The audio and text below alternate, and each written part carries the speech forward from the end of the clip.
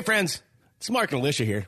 With the holiday season fast approaching, we wanted to tell you to be the king of gift giving by giving the gift of flavor. Yeah. Give your friends and family El Yucateco hot sauce. El Yucateco is the king of flavor. They have 5 habanero-based sauces: red, green, Caribbean, Black Label Reserve, and triple extra hot. They have a jalapeno hot sauce and chipotle hot sauce, too.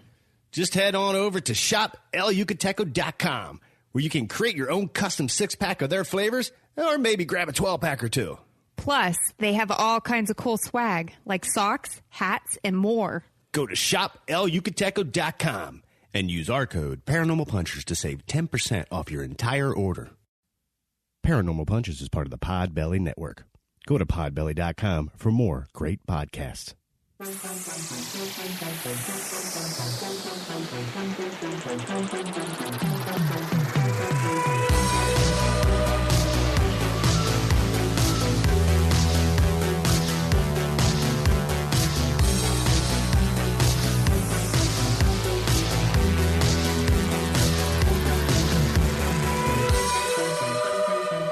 Hey, friends. Welcome to another episode of Paranormal Punchers. I'm Mark. I'm Alicia. I'm Nash. I'm Dave. Welcome, gentlemen, on Skype. Here we are, back to using Skype. How you doing? Pretty good. I mean, my diet's been a little off, so I'm a little gassy, but how are you? Oh my God. I'm great, Nash. Thanks for asking. And I'm sorry about your gas. I'm not. I enjoy it. It's pretty cool. Oh, boy. I think every tooth's funny. It's a little self-contained joke. Oh, boy. And Dave, how are you? Going into lockdown for COVID, just everything. It's kind of a sad time. Yeah. Yeah. Do you have enough beer in the fridge? Always. Okay. I figured you'll be good on that angle. Yeah. And I am installing a ring system at the house. Pretty excited about that, but I'm not excited why I'm installing it, because we had somebody that was sleeping on the front porch, our side porch. So Yeah. I figured it's time to install a ring so I can do that two-way voice thing with him and be like, yo, what are you doing on the porch? You need to get out of here. I just called the cops. We were talking about a ring system, and I was like, are you talking like gymnast rings? I was like, what kind of rings are you talking about? You're talking about the front doorbell video thing. Yeah. Right. And you're telling me when I message I'm setting up my ring system, you were like, gymnastic rings. That's the first thing that popped in your head when you think of me and rings. That's actually not the first thing that came in my head. So when I talked about playing with your new ring system, I thought something very different. But then my second thought was gymnast rings in your little deck there. Not lying. That'd be pretty rad to have gymnast rings. That's why I was like, wow, he's really getting into some gymnastics. Good to go, Mark. All right. Well, anyway, so that's what we're up to. But this is not a show about the ring system, gymnastics, or any of that. Nope. We like to talk about the paranormal and have a great time doing it. Speaking of great times, Patreon. We have a Patreon channel. A lot of killer things going on over there. We have Creepy Cryptids. It's a Patreon exclusive podcast. We have Ghost and Gastropubs, exclusive to Patreon. We have our D&D adventure where we play characters in a D&D campaign Dave wrote. That's called Terror at Huska Castle. And we just added a new one called Dead Scripts Rise from the Grave, where we read all these scripts I wrote over the years but never made. Well, we're going to resurrect them and do audio drama versions of these scripts. Not saying the scripts are good, but hopefully it's funny. So come check us out, and that's a little special shout-out, too, for our new Patreon member. Let me find my notes. Kyle Bettis, thanks for joining the club. Thank you. Thanks. All right, so the topic on today's episode is a creature called the Ahool. It gets its name from the sound it makes when it swoops out of the sky to attack. Ahool! Yep. Something like that. Yeah. I don't know if that's exactly how it sounds. Give us a teaser on what the AHOOooOOL is, Alicia, please. Sure. In the deepest parts of the jungles of Java, you can find a giant flying creature that is known to eat fish, but has also been known to attack humans. All right. Dun, dun, dun. Dun, dun, dun. All right. Before we get there, why don't we kick things off, get things rolling with some listener feedback brought to you by Living Among Bigfoot, the book series about Bigfoot that you can find on Amazon. New chapters drop the 15th of every month. And the author, Tom Lyons, has series on Wendigo. Mm-hmm. Now he has a new series about hauntings, UFOs. So you can find all kinds of paranormal books. Just search Living Among Bigfoot. Yep. Oh, you can also find an Audible book about Bigfoot that Alicia and I narrated. Yep. It's called Strangers in the Meadow, a Bigfoot frightening encounter. All right, let's get moving. We heard from Dana. I needed to share my experience I had. I am 100% serious. I saw an unidentified aerial object in the sky on or around 10/6/2020. Wow. It was nothing crazy or fancy. It looked like a large capsule shape thing. It was light in color and the size of a school bus or bigger, likely bigger. I'm guessing that it was moving at approximately 7,000 to 15,000 miles per hour based on the speed and the distance from Earth. No visible plume or indication of a propellant system. No distinguishable differences between the front and the back. It was the highest object I have ever seen in the sky. I replied to Dan and said, that sounds like a Tic Tac. And then I sent him a video where the one Air Force pilot who had run in with a Tic Tac was describing the ship. And he replied back, that what he described is what I saw. Wow. So, Dana, that is awesome. Thank you for sharing your experience with us. And I wish I saw it. Yeah. Yeah. Oh, boy. We heard from Justin B. Justin Bieber? No, Justin B. Oh. No, Justin Barnes. I was going to say his whole name. Maybe he didn't want me to do that. Now I just did it. Thanks, Nash. I was just thinking, like, wow, it'd be really interesting if Justin Bieber listened to us. Really? Would it? I don't know.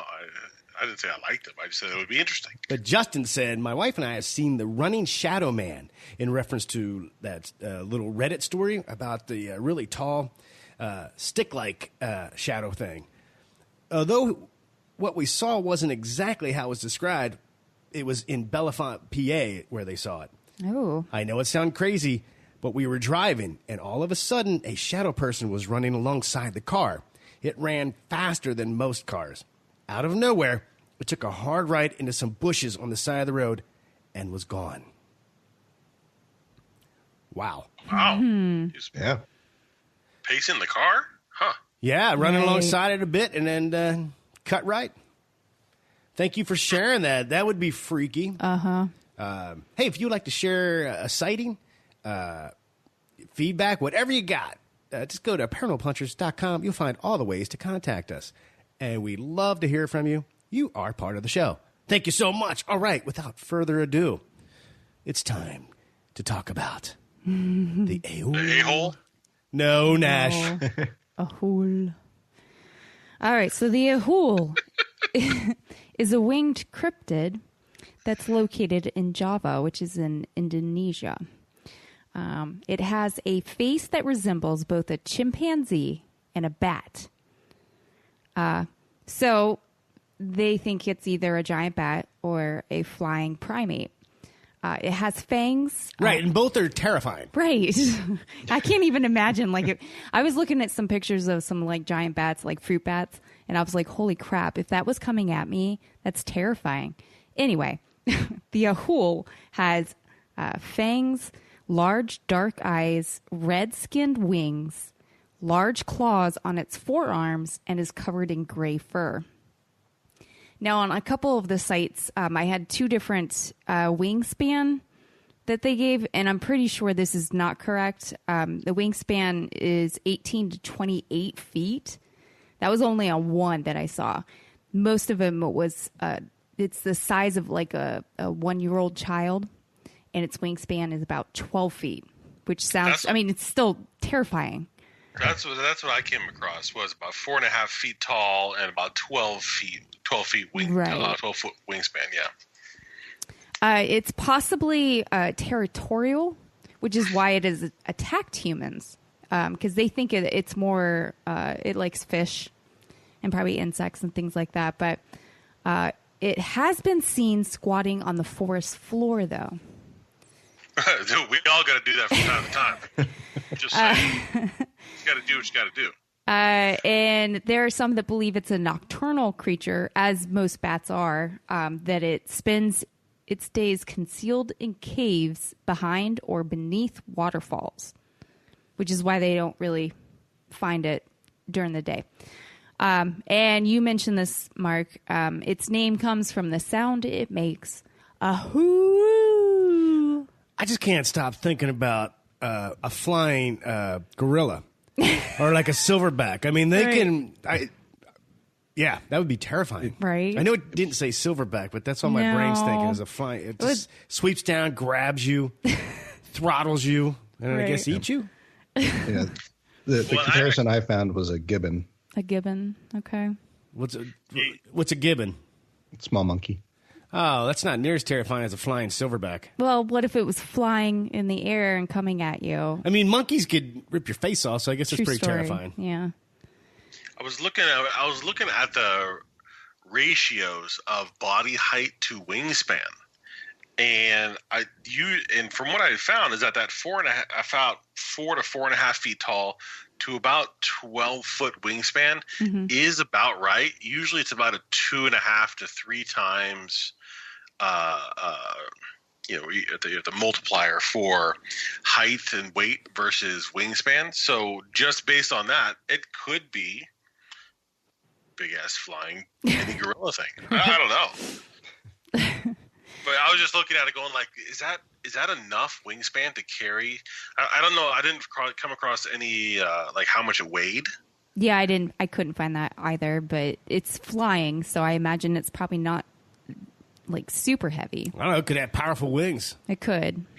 Yeah, I mean, it said that like if a person, a 220-pound, 6'2" man, okay, was to fly, okay, that man would need about a 20 to a 22-foot wingspan.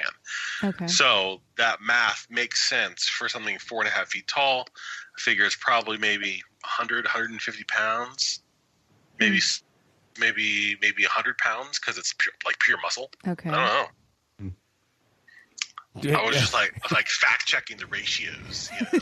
Thanks. I was about to have Dave fact check your math. Whenever you do math.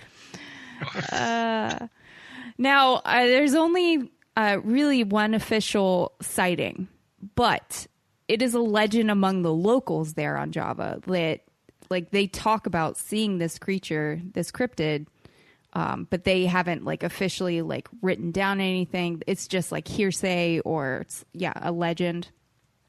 So in 1925, Dr. Ernest Bartels, he was exploring a waterfall in the Salek Mountains on Java when this giant bat-like creature flew over his head.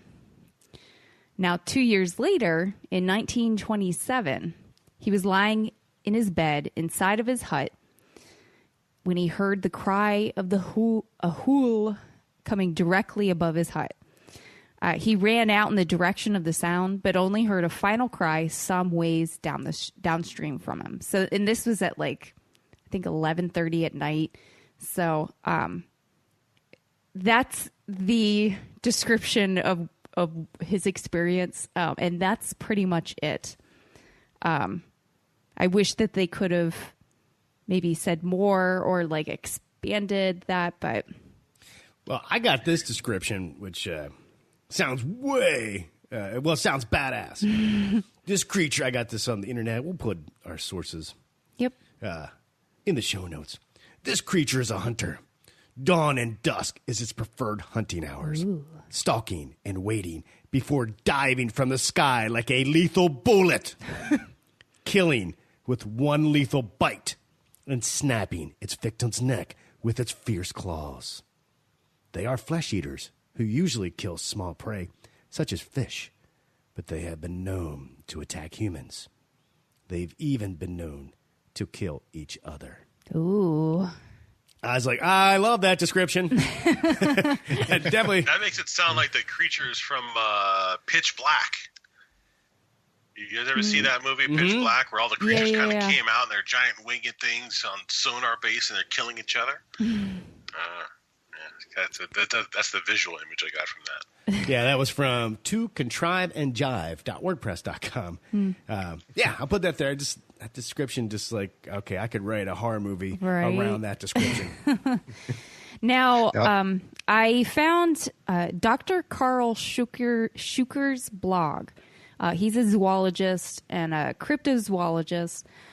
He said that a mystery bat of equally dramatic dimensions has also been encountered in Cameroon and West Africa. While participating in an expedition in 1932, Ivan T. Sanderson and Gerald Russell were wading down a stream in Cameroon's Salek Mountains one evening in search of tortoises to collect when a jet black creature with enormous wings and a flattened monkey-like face flew out of the darkness and directly towards Sanderson, its lower jaw hanging down, revealing large white teeth. Now, Sanderson, he ducked, and then he and Russell fired a number of shots in the direction of this creature, but it veered out of range and vanished. According to them, its wings cut through the still air with a loud hissing sound.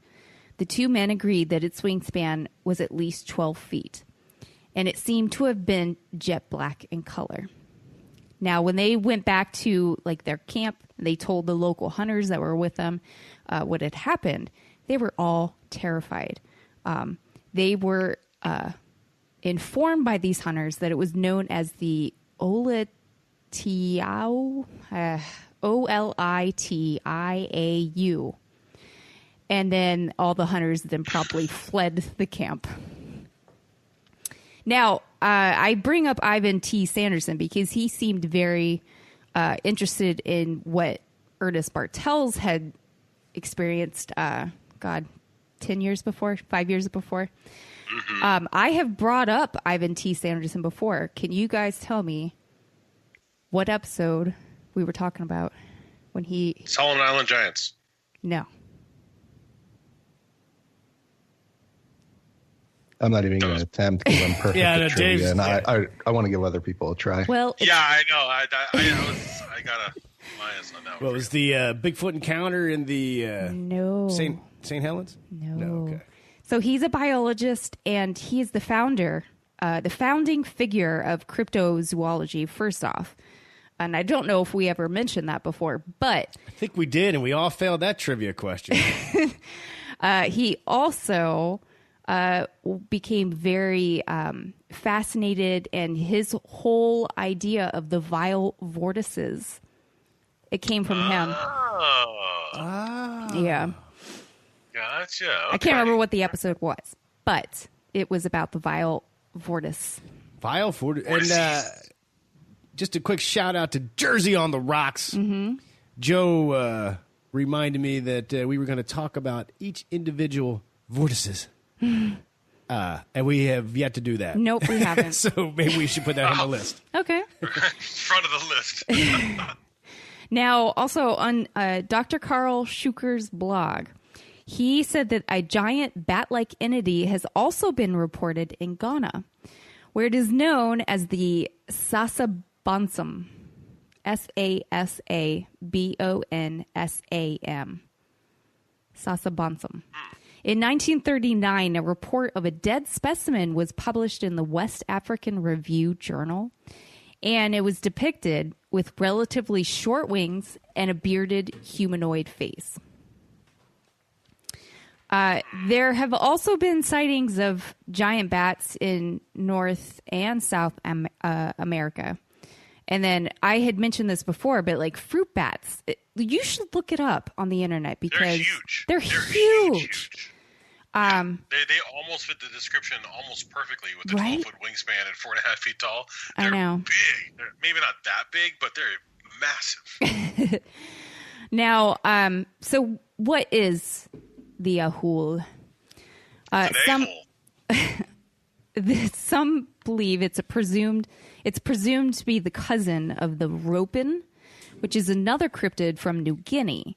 It has a long snout, large wings, and a long, thin crest, and thought to be a big bat or a pterosaur, which is long, thin crust? Long, thin crest. Oh. Crest. And a pterosaur, that's like pterodactyl, like ancient dinosaurs. Some scientists have theorized that it is similar to the Kangamato, which is a pterodactyl-like cryptid in parts of Africa. The Kangamato. And then in Southeast Asia, there is the orang bati, which is a flying bat-like cryptid. So is it a bat? Fruit bats, as I mentioned before, they can get pretty big. On Carl Schucker's blog, he said, it is occasionally encountered crouching on the forest floor, whereupon its feet are said to point backwards. This last mentioned feature may initially sound bizarre and implausible, but in reality, it actually provides support for believing the remainder of their description, because as bat experts will readily testify, bats' feet do point backwards, even when hanging upside down from a branch. That's weird. A bat wraps its feet around the rear portion of the branch, with its feet curling towards the observer instead of away from him. So he thinks it's a bat of some sort, whether it's one that we know of or, it's a cryptid type of creature. There have also been talks of it being an owl or a large bird. Isn't that why they think it makes a noise? Ahool. Ooh. Yeah. There are 2 earless owls that exist on Java. I just don't know if they get that large or not. But I don't think the Ahool has feathers, right? It's fur. Yeah, it's more furry. And I also found that it wasn't a sonar-based creature. It was more of a sight-based creature. So that means it would be less from the bat side and the rodent side. True. And it would be more into like birds or mammals instead of, rats are mammals, but away from the sonar side of things. So it's less bat, more bird than anything. Yeah. The last thing is it the surviving population of the pterosaur? So I can't sit here without thinking of Bat Squatch. Yeah. Yeah. And it also makes me think of if Batman was from West Java, would he be Ahool man? Oh God! What are you? What? Doesn't quite have the same, strike fear in the hearts of enemies. But it's Ahool man. Ahool man. Well, there's the Billy Madison Award. Yep. No, I meant the Bat Squatch was sighted at Mount St. Helens in the 80s. So you got this primate-like thing with wings. It sounds like a similar creature. Now, Nash, go ahead. I was going to say, and also it's funny that you brought up Mount St. Helens because a lot of the sightings of the Ahool happen around Mount Salek, S-A-L-A-K, in West Java. And so Mount Salek has a couple of oddities around it. So it is the number one haunted mountain in Indonesia. And it has been dormant for about 80 years. It had almost it's not completely hollow, but it's dormant on the inside. It did have a puff of ash that came out in 2018, but they determined that it wasn't from an eruption. So, and Mount Salek also is so high that there's no flyable airspace above it, which is why it's nothing can fly over it to get any sightings. And there's more oddities about Mount Salek. To that point about it not being able to fly around or above it, there was actually a plane crash back in May of 2012. I think it was a Russian plane. Oh. Crashed into Mount Salek. They found bodies, but no survivors.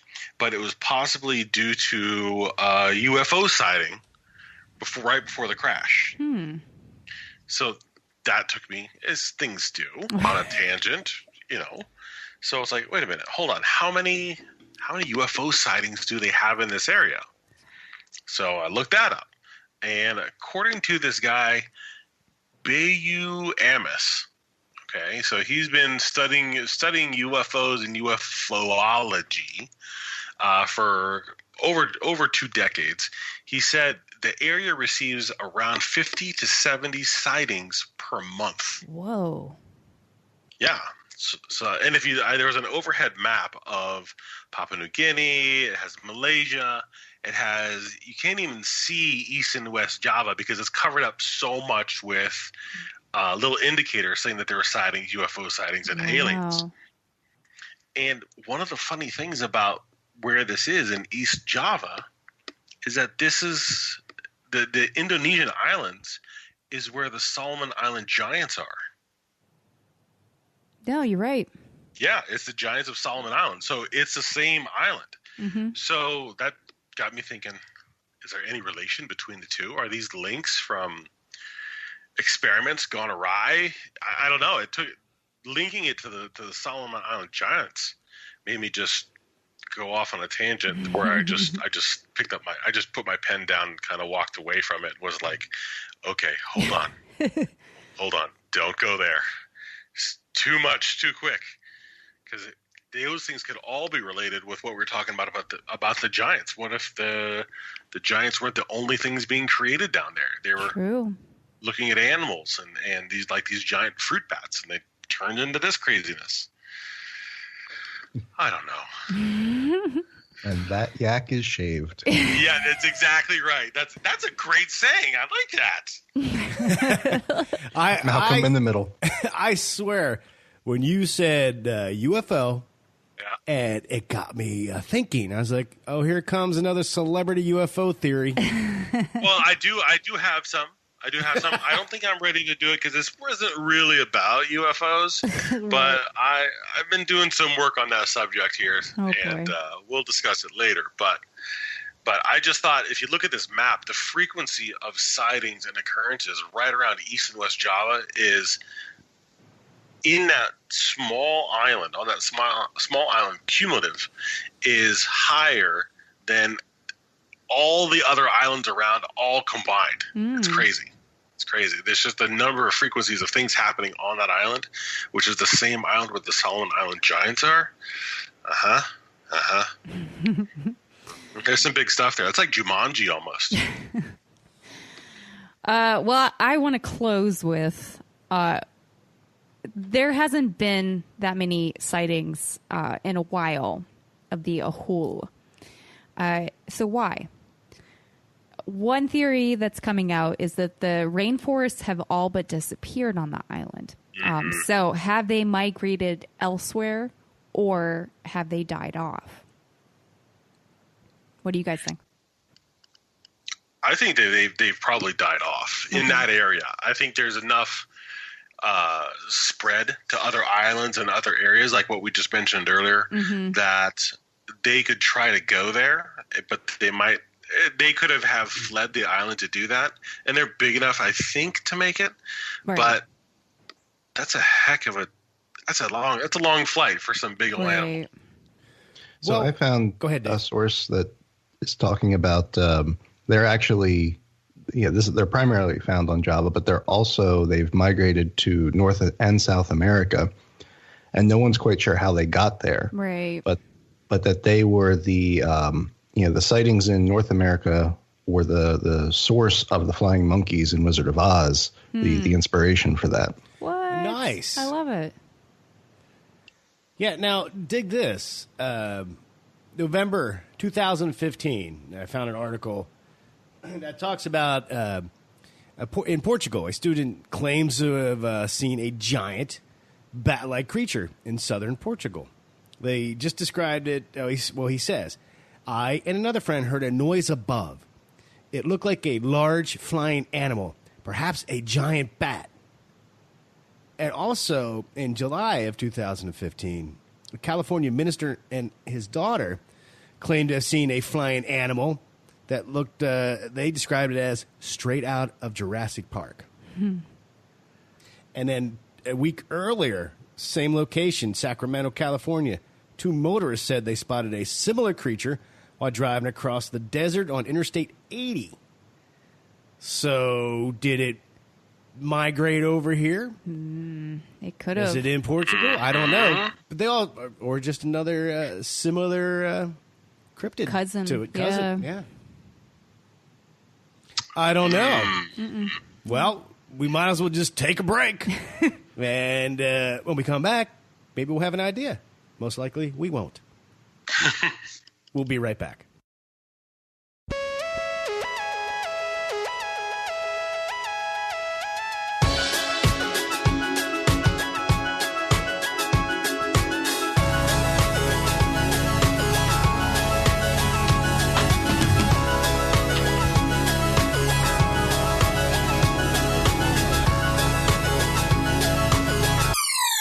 And we're back. All right. The Ahool. Ahool. I just, that's how I want to just like say the name is Ahool. Because that's. You do a great job with that. Oh, well, thank you. Wasn't it on one of the Meet the Fockers movies where the baby said a-hole, but he drew out the O's on it, so it was a-hole. Like that. I keep on envisioning a small child going, a-hole, a-hole. And I was like envisioning before we started recording today, like how many times we're going to have to hit mute on your mic. Yeah, because you're going to try to do the a-hole joke. I have to agree with Nash on this. When I look at the name, all I picture is it'd be even more terrifying if you hear above you something coming down at you going, a-hole, a-hole, a-hole. Yeah, how's it going to land on you? You know, or maybe snatch you up that way. Swoop down and it grabbed that scientist guy, grabbed his lunch off a stump outside, and he was like, "You a-hole!" And they were like, "Hey, that's a catchy name you got there." If you looked up and there was a flying giant primate, 10-foot wingspan coming at you, butthole first, screaming a-hole. Now, how terrifying is that? Right. Yeah. Well, and that's an idea is that we don't actually, the name doesn't come from the sound the creature makes as it's diving. It's the sound that people make screaming after it's stolen things. It stole his thermos. It was a special thermos his wife gave him. The a-hole grabbed my baby. The a-hole! You a-hole! Oh, boy. Give me my thermos back. I'm thirsty. So what you're saying is it's the Ahool is more of a prankster? He comes swooping out of the air, takes your shit, and then... Possibly. Okay. Possibly. He could be. You never know. I mean, he's coming down, stealing fish. He's eating people. He's picking up bodies of crash wrecks. Well, I don't think he's stealing fish. He's catching fish out of the water to eat. Well, he just said he eats fish. He didn't say how he acquires. Yeah, but right now you just turned him into you made it a felony. Yeah, because he's an a-hole. That's where it took me. The a-hole took me on this different path of he's not fishing like an eagle over the calm water, grasping the salmon fresh from the water. No, he's like people are fishing and they got a basket of fish over here, and this a-hole flies down and steals all the fish. Okay. Makes all sense to me. Well, we just changed it. We got to rewrite the cryptid wiki. And that's the only time you see him. He's like the Yogi Bear in West Java. He comes for the picnic baskets. Wow. So now we have a cartoon with two a-holes up in the tree, and one's like Boo Boo and one's Yogi. Yeah, and they're like, "Watch this! I'm gonna get that basket of fish." Hey, a-hole. Hey, who? There's a picnic basket. See? got it right there. Just writes itself. Mm-hmm. Trademark. Done. All right. Well, that was the cryptid. Lish, how did you pick this? Why did you pick this cryptid? Well, because you said, hey, pick something. And so I was on a list. And I kind of liked the name Ahool. So that's kind of how it got to that point. So I like the name. Could have made up a different story. A slightly more creative story on that. I like the name. Yeah. Yeah, Mark, you asked me to pick something. I picked it. That's right. That's right. The daily true life stories of the Paranormal Punchers. Well, there's nothing left to say about that creature. No. I do have a fun tidbit. Just real quick. Okay. All right. I'm sorry. A tidbit about the Ahool? Sort of. Tired Hands Brewing Company, they used to have a farmhouse ale, Saison style, called the Ahool. But it's no longer being brewed. I just wanted to bring it up. Great. And now, again, Rogue has a beer called Bat Squatch. Yeah. Mm-hmm. So, Nash, what can we brew? It is. If it came to the country, I think it's the Bat Squatch. It's got to be. It seems like it, or a relative. Yeah. All right, so Nash, if we're going to make a beer about a winged creature, flying primate, what would it be? IPA, lager, stout? Not a stout. Not a stout. No, it's got to be light. It's got to be light, high, and I'm thinking light, very alcoholic. Maybe like a 7.5, maybe an 8. Wow. Ooh, so you become an Ahool after you polish one off. Yeah. And I think it's got to have some bite to it. I think it's got to be up in like the 60, 65 IBU, 70, 80 IBU, in that range. It's got to be a mouthful. Wow. So when you drink it, it's going to be maybe even a sour. Could we do a sour? Could you do a sour for this? Yeah. Could you have a sour be that high ABV and still be tasty? Yeah, I don't see. Oh, yeah, the tasty parts. That's a tough nut to crack. But I could probably do one. I mean, it's got to be an Ahool, so it's going to be flying over. It's got to have a bite to it, but it's still got to be light and powerful. That's what I'm thinking.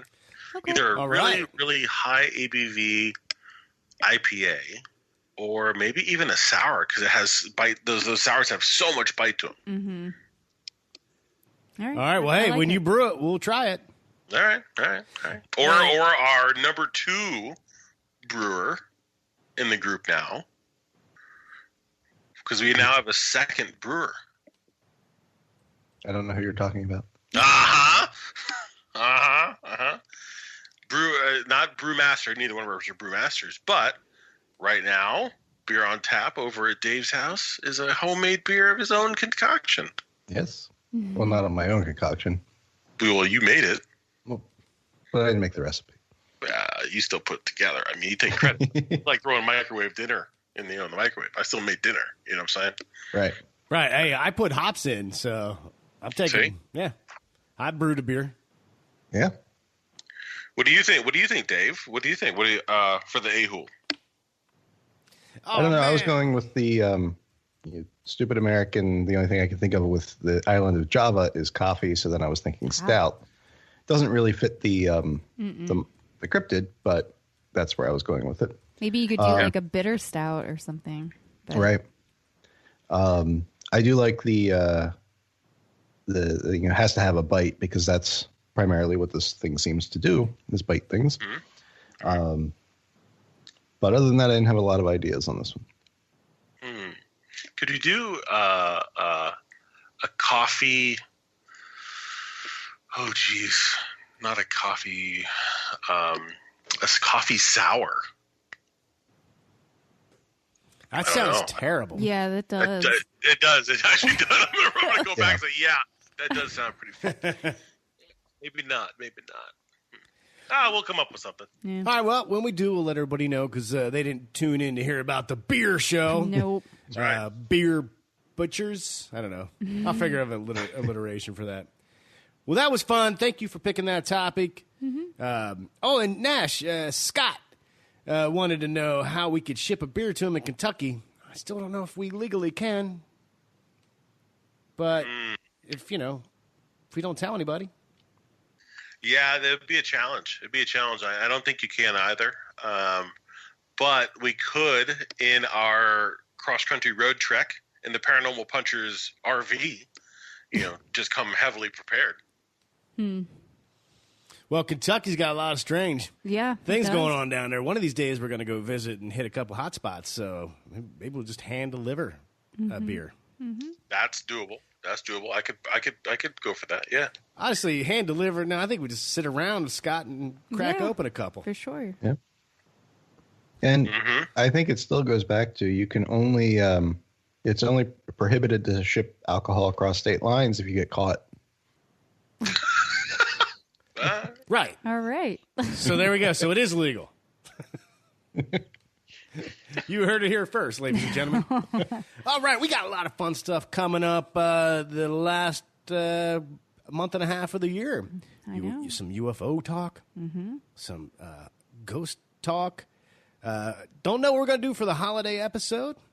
And we'll have some really fun stuff at Patreon, I think. One of the biggest things is I wrote a movie. And with any luck, in 2021, we'll be filming it, so we'll keep you posted on that. Any other news? I don't think so. I don't think so. That's about it. Well, all right. You know how to reach out to us, paranormalpunchers.com. We love to hear from you. Share your stories, share your sightings. And we hope everybody has a happy Thanksgiving if you celebrate. True. That's right. That's right around the corner. I hope we all eat too much, drink too much, and take nice naps. Yes, exactly, Nash. Yes. Happy Thanksgiving to everybody out there. I'm thankful that I know you awesome people. And can't wait to see you again very soon. And I'm thankful to all the listeners. You're amazing. You make doing this show worth it every single time. So take care of yourself. Be kind.